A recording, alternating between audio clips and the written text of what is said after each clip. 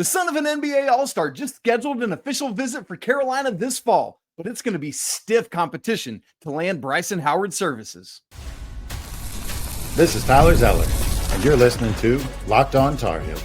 You are Locked On Tar Heels, your daily podcast on the UNC Tar Heels. Part of the Locked On Podcast Network, your team every day. Hey, what's up? It's Monday, July 28th, 2025. Welcome into the Locked On Tar Heels podcast, the only daily North Carolina show out there. I'm your host, Isaac Schade. You're joining me at the place to get your Tar Heels content every single day. It's all part of the Locked On Podcast Network. Hey, thank you for making us your first listener watch to get your Monday going the right way. This episode is brought to you by Monarch Money. Take control of your finances with Monarch Money. Use code LOCKEDONCollege at monarchmoney.com for 50% off your first year. Hey, what's up, all you everydayers, all the members of the Locked On Tar Heels Discord, and all you great Locked On Tar Heels insiders. So glad you're all here to join me today. Let's get after it. Here's what's coming up on the show.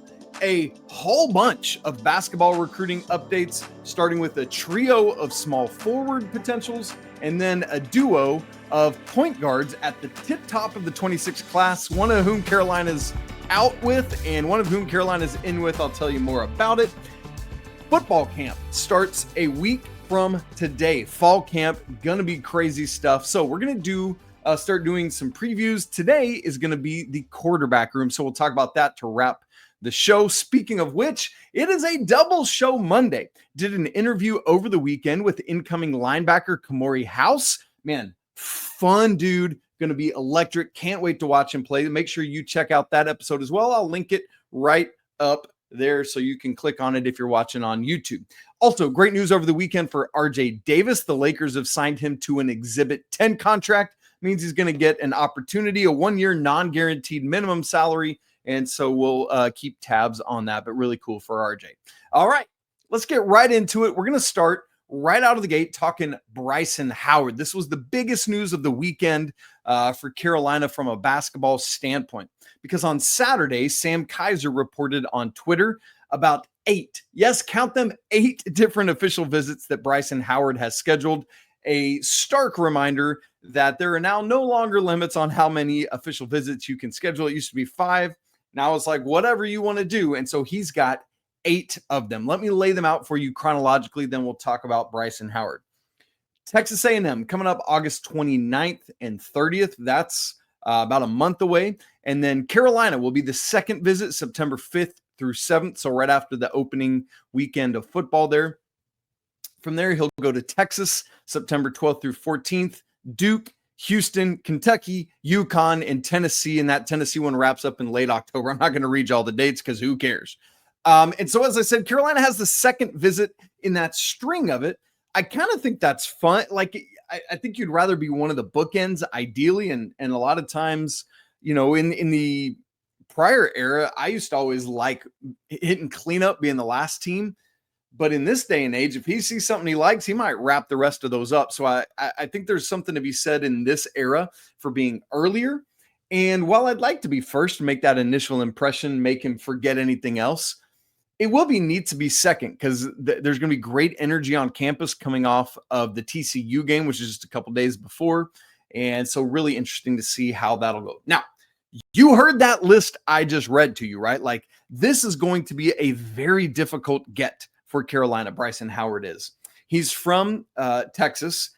3 of the 8 official visits I just listed are in-state schools. Texas A&M, which just got a new coach, Bucky McMillan. Texas, who has a brand new coach. In Houston, I mean, good night. They're cooking right now, so that's one of the best teams in the nation. And then you've got 4 blue bloods, along with Carolina, is Duke, Kentucky, and UConn. It's interesting, the Duke and Carolina visits are spread out with Texas in between. And then also Tennessee, who, you know, it isn't the blue blood status and isn't an in-state school, but I mean, it's a school that has been regularly getting highly ranked guys now. And so, like, I mean, there's no school on this list that you can just look at and rule out right out of the gate, right? So tough cooking for Carolina to land Bryson Howard, but they got a shot. Why not? What's great about Bryson Howard is this dude has high praise from evaluators, and the guys, some of the guys I trust almost more than anybody are the guys from 247, specifically and namely Adam Finkelstein and Travis Branham. So you might remember EYBL recently wrapped up Nike's AAU circuit with Peach Jam and all that. That's the last thing. Following that, Synergy, which does all the great stats work, tweeted out a whole bunch of stats from among, EYBL stuff. And if you're not familiar, EYBL is leveled by age group. 17U is the highest one. That's actually like Peach Jam. That's EYBL. And that's what Howard was playing in, despite the fact that he's still 16. Well, he was, from among 95 qualified players, he was the number one most efficient scorer in the entire 17U bracket, 1.16 points per game. But it didn't stop there. In the most accurate three-point shooters in EYBL across all age groups, he was number 2 in that regard, 45% from three on 5.1 attempts per game. And in fact, he was the number 1 player in 17U. Crazy, crazy stuff. And so you look at that raw data, and that's cool alone. But then Adam Finkelstein from 247 quote tweeted that and said he shot 45% from three with a +7 wingspan. You guys, that is an insane number.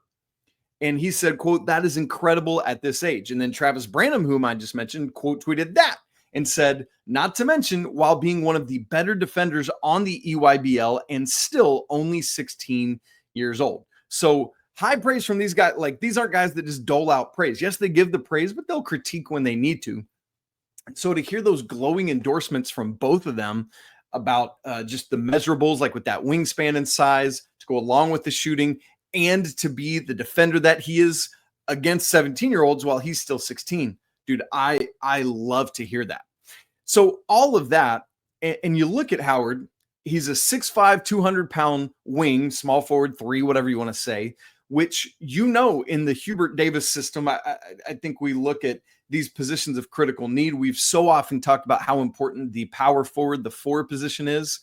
But man, when Carolina, like, you think to like Cam Johnson, or, when Carolina has a small forward, a 3 that's doing it, and it opens up opportunities for everybody, man, that puts Carolina in great position.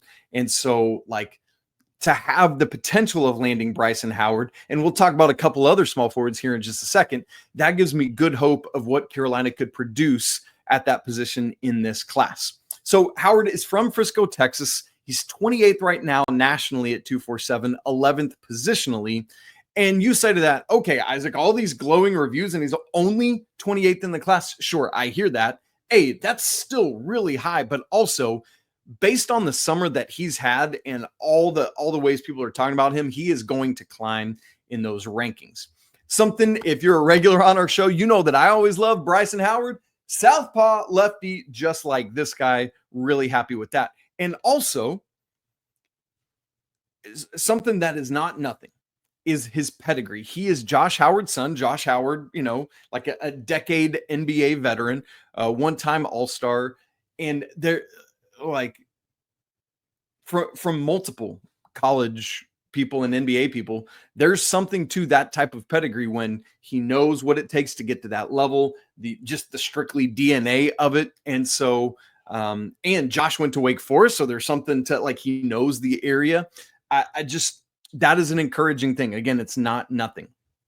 A couple other things from Adam Finkelstein more about Bryson Howard from this summer specifically that stand out to me. Number 1, high motor. Those are the kind of guys that I want all the time. I would rather have high motor, not quite as high skill set, than really high skill set, but homie is lazy and doesn't work. Like, no, I don't want that any day. And with Bryson, the nice thing is, it sounds like both of those things go together. So high motor, give me that. Quote, terrific frame that is undoubtedly going to continue filling out. So this dude's already 6'5", 200. If he could get up, 210, 215, maybe he grows another inch or two. If we're talking 6'6", 6'7", 215, shut up, dude. It's over. That's phenomenal stuff from a young man like this. And I love that, we talked about the shooting and how well he did at EYBL, but balanced with that, like, you get so many of those snipers that just hang out outside the 3-point line. It's like, all right, buddy, let's go get inside and do it. That's what's cool, is that balanced with the shooting. Finkelstein says, quote, he attacks the rim, getting downhill. I love those two words, attacks and downhill in the open court and plays through contact. He rises up to finish and is a lob threat. How many 45% shooters from outside are we talking about that's a lob threat that attacks and gets downhill? You combine all that, and remember what Travis Branham said about his defense. There is so much to like about Bryson Howard's game, man. I love it. And the bottom line is Finkelstein's last line of his paragraph, and I love this because usually they end up talking about the critique side of things at the end, but he comes back around and says he has a, quote, world of potential both on and off the ball, end quote. When you say are we talking about Bryson Howard being able to dribble a little bit, to play make, man, all of that combined, I'm really encouraged. And if it's somebody again, I know he's only 28, but do you remember that list I read to you of everybody that's in on him? I think there's a lot of possibility with him, but here's the nice thing. All of Carolina's small forward eggs are not in the Bryson Howard basket. I'd love to pull his egg out of the basket, but there's some other possibilities if Carolina can't land him. Who are those? I'll tell you about two more small forward possibilities and Carolina being in the top 12 for one of the top 2 point guards in the 2026 class. All coming up in just a second. Right after I tell you about Monarch Money. Do you ever wish managing your money felt easier? Well, with Monarch Money, it can. Whether you're growing your savings or planning a big purchase, Monarch puts you in the driver's seat. It's like having your own personal CFO, giving you full visibility of and control over all of your finances. Monarch Money is more than a budgeting app. It's a complete financial command center where you can track all your accounts, your investments, and spending all right there in one place. So in addition to managing your money, you're also building and growing wealth. That's great to be able to do both of those. Something I found that I really love is having everything financial right there in one app. So instead of having to manage a whole bunch of different financial apps or having a folder with all of them on my phone, no. You just go straight to Monarch Money and it's right there in one app, making managing your day-to-day financial stuff so much easier. So take control of your finances at Monarch Money. Use code LOCKEDONCollege at monarchmoney.com for 50% off your first year. That's a great deal. Again, that's monarchmoney.com, code LOCKEDONCollege for half off your first year. So we started the show talking Bryson Howard, a small forward that has scheduled an official visit to Carolina for this fall, again, coming up early September. I want to tell you about two other small forward candidates in this 2026 class that Carolina is involved with as well. The first of whom is Anthony Thompson, another small forward that included Carolina last week in his top 7. This comes from Joe Tipton, which came from his agent, Nate Conley. So, what's cool is, we just talked about Bryson, 6'5", 200. Anthony Thompson, even taller, a little bit more slender, but that's really neat. So he's included Carolina in his top 7. It's not quite as loaded as Bryson Howard's top 8, but it's right there in that same vein. Along with Carolina, the other 6 are Michigan, Indiana, Kentucky, Purdue, Texas, and Ohio State. And he is an Ohio boy, so that one's important to keep in mind. He's already taken, Thompson has, unofficial visits, no officials yet, and nothing scheduled that I have seen as I record this. But he's already gone on unofficials to 4 of these 7, IU, Michigan, Ohio State, and Big Blue Nation off to Kentucky. So we'll just keep our eyes on that. Again, he's an Ohio native from Lebanon, Ohio, so when he's there in the States still. He is already higher up. He's a top 10 in this class. He's the number 9 player nationally, the number 3 player positionally. And guess what? Another lefty. We love our southpaws. I grew up on Tom Glavine hitting that outside corner for the Braves, and it just stuck. This dude, another one with, we talked about Bryson Howard having that +7 wingspan. It's not quite as big here with Thompson, but nearly. He's a 6'7" player, but he has a 7'2" wingspan. That's absurd. Actually, I say that is the same. That is +7. I was counting inches wrong. I don't know math. Good. But crazy that these guys are there. And you think about that combo of size, of handedness, the wingspan, and the shooting capability that he brings to the table, which is high level. Oh, by the way, and the comparison or the overlap with Bryson Howard is eerily similar. And that's why it's like, again, I talked about not putting all your eggs in one small forward basket. It's nice to see multiple of these guys that are similar and bring some same things to the table, so that if you strike out on one, you might have a good shot at the other. And Carolina's in on both. They've got an official visit from Howard. They're in the top 7 here for Thompson. And so all of that is good. Unlike Howard, though, there's a couple things with Thompson that are different. Number one is that he needs to attack more. I talked about with Howard, I liked that he's not somebody that just floats outside the lane or outside the 3-point line waiting to shoot. He'll attack, and that helps offset both of those things, right? Because now I got to respect both your shot and your driving capability. It seems that Thompson has that capability, but he doesn't yet utilize, like I wouldn't in a scouting report on him say words like attack, like we did with Howard. But he's got the skill set to do so, and he's got the maneuverability capability. And by that I mean like the downshifting and upshifting using different speeds. So he's got the capability to do what he needs to do to get inside. We just got to put it into action. And for some guys, like I'm a little bit more of a laid back kind of guy. I'm not always like in attack mode just in life, right? And so I get it. That's not natural for everybody like it might be for Bryson Howard. But that's something I'd like to see with Thompson as he continues developing. But again, he's a 5-star. He's a top 10 prospect. Really, really good shooter. And that the other thing that is unlike Howard is, despite the fact that he's already 2 inches taller, Anthony Thompson at 6'7", he's 15 pounds less. He's sitting at 185. And so, we talked about Bryson Howard putting a little more meat on, even more so for Anthony Thompson. And so really interested, again, in the top 7 for Carolina, and we'll keep our eyes on that one.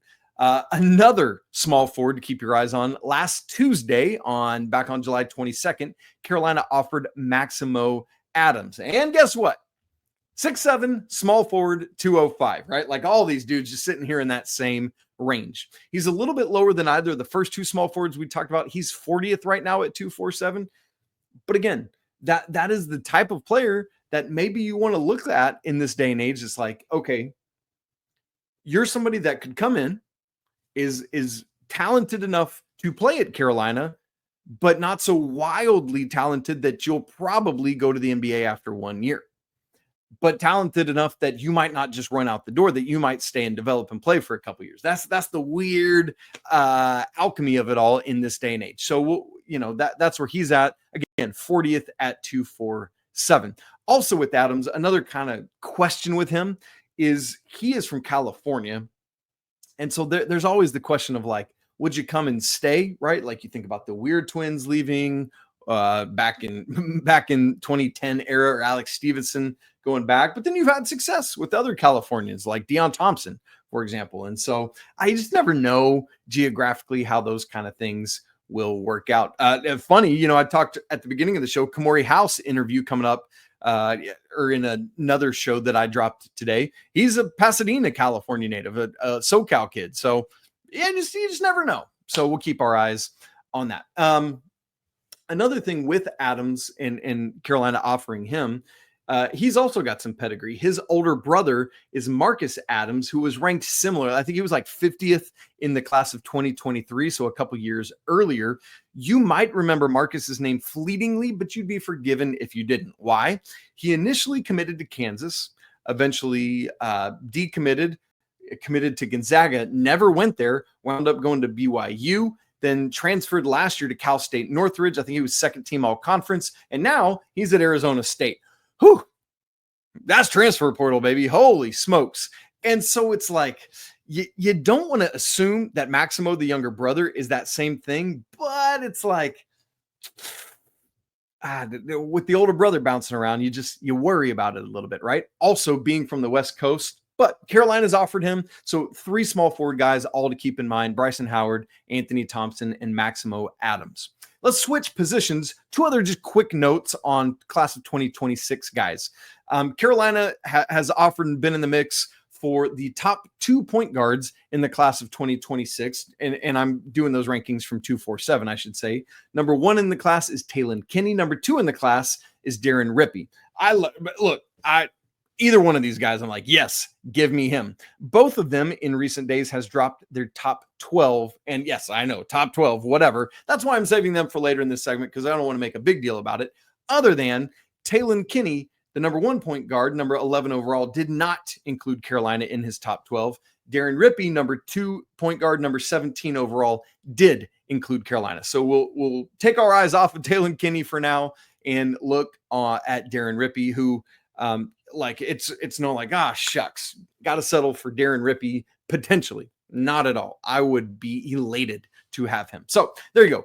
Tons of recruiting updates for you there from basketball, and excited to kind of keep tabs on these young men, which I'll help you do going forward. All right. Well, let's transition now to football, because as I said, a week from today, fall camp starts.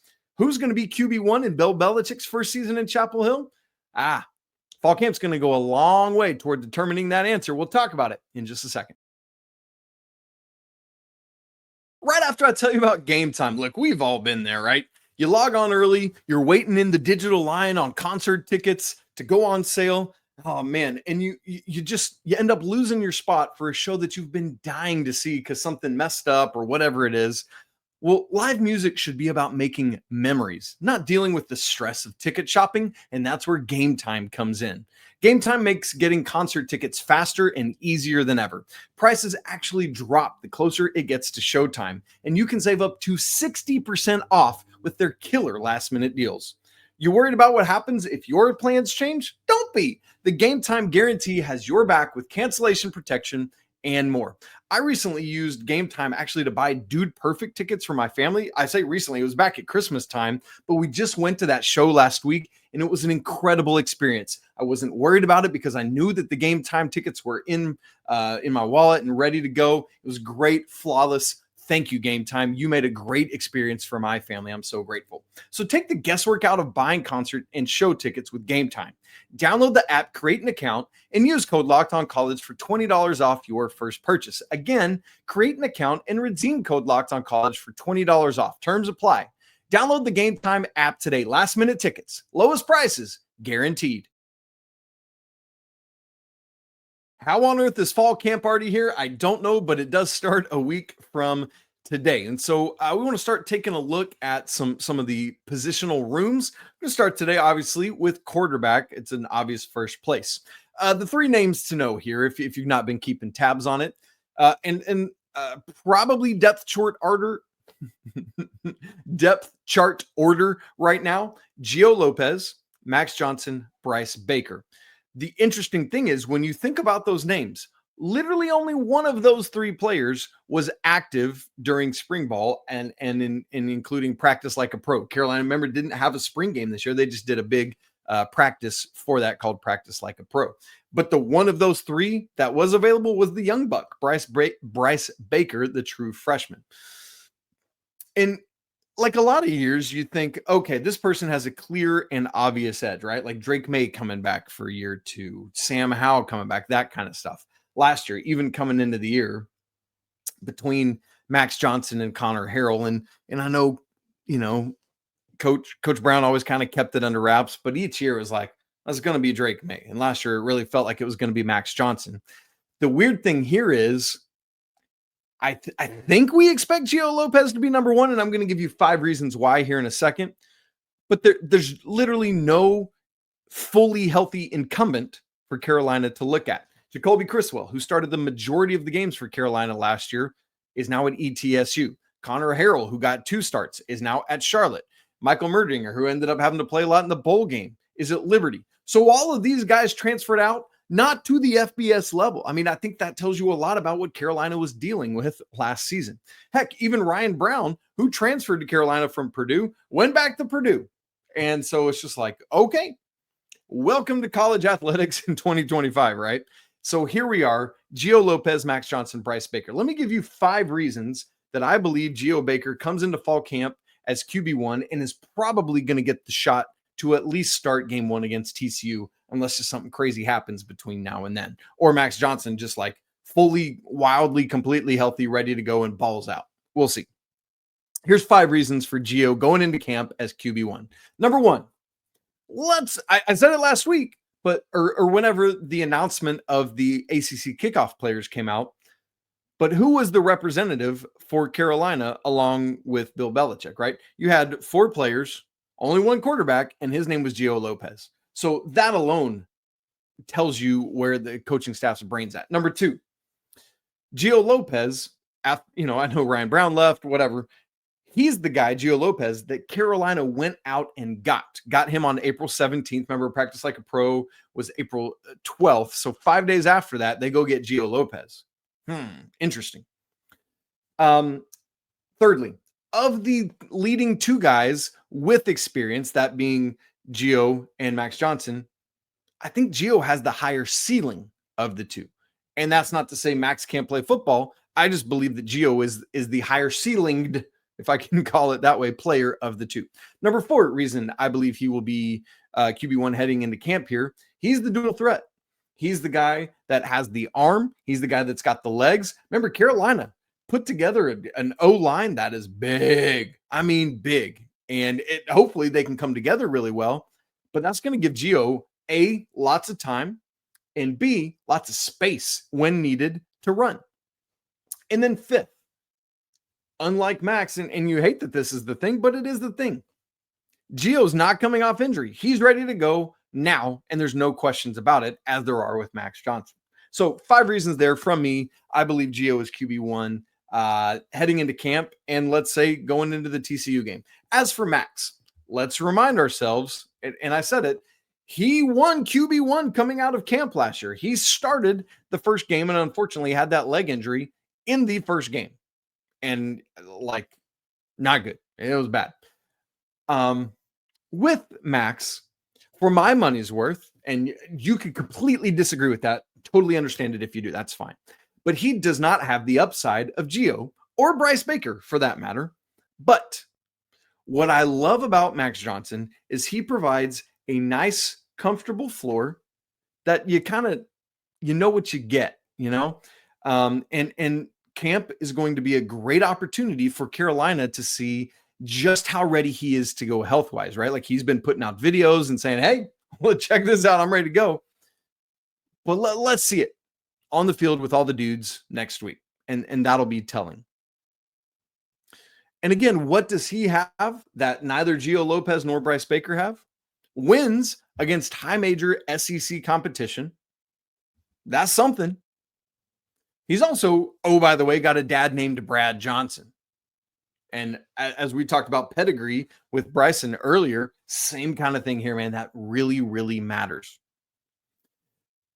When you think about types of game that we get with Gio versus Max, obviously with Max, it's going to be a different offense, more pro style, more pocket, and escape the pocket, step and throw, right? Like only run is going to be in escape moments for necessity. Now, I think with Max Johnson, probably a better athlete than you would imagine or people give him credit for, but he's not Gio and he's not Bryce when it comes to athleticism and running. So just keep that in mind too, which could be a helpful thing if Carolina wants to find packages to utilize for both guys, but it's just something to say. But I would imagine Max is second on the depth chart, assuming full health.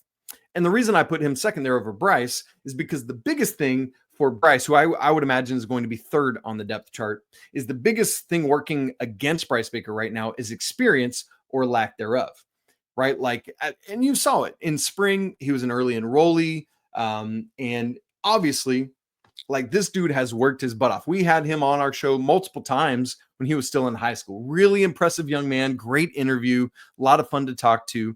And has all the skills that you would hope for and want, both with his legs and his arm. I mean, it's a really, really good arm, probably ultimately more powerful than Gio's, just has to get the experience and the reps and has to get that proverbial game slowing down moments that he needs to have. And so it's those things that right now stop him. But amongst all three of these guys, again, for my money's worth, in my opinion, and again, you can push back if you want to, I believe that Bryce Baker long-term has the highest ceiling of all three. And so we just have to watch how quickly he's able to develop and settle in and be ready to go. So The nice thing, though, with this is working in Carolina's favor, having all three of these guys in their quarterback room is depth. If Max Johnson is healthy enough to play, if Bryce comes along quickly, right? There are these ifs. If Gio can translate up to the FBS level without problem. Assuming those three things, and you've got to make assumptions about all three of them, there is depth and possibility in this quarterback room, and that's encouraging. Now, is there like Drake May, Sam level, win you football games by myself capability?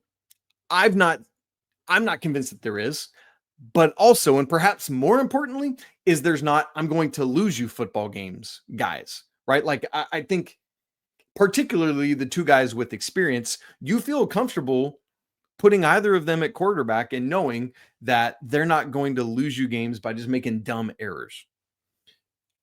And, hopefully Bryce, as he continues to come along, will be able to do the same. And so I think that's what's important is maybe you don't have that crazy high level, like, hey, if the defense just doesn't be awful, the offense can be good enough to win you the game because of how good the quarterback is. Maybe not that level, but you're not going to lose the games either. And if they prove incapable of that, Bill Belichick will not stand for it, and somebody else is going to be in there under center. So we'll watch for that. So there you go. My thoughts on quarterback as it stands right now. Gio, Max, Bryce. Love to hear your thoughts. You go with that same order on the depth chart? Let me know. Fall camp coming up, baby. Man, great to be back together to start a brand new week. One more reminder, we've got a second show today with Kamori House, linebacker transfer to Carolina. Going to be great stuff. Excited for him to be on campus and do stuff on the other side of the ball from these quarterbacks we just talked about. Great interview. Make sure to check it out. If you've not yet subscribed to the show, video and audio, do it now on all podcast platforms and YouTube. Make sure you don't miss a second of Locked on Tar Heels. If you're not part of the Locked on Tar Heels Discord or Insider program, man, we'd love to have you in both of those. Those links are both in the show notes. Great communities of Tar Heels all the time. All right, y'all, it's always a great day to be a Tar Heel. We'll talk again tomorrow, but until then, peace.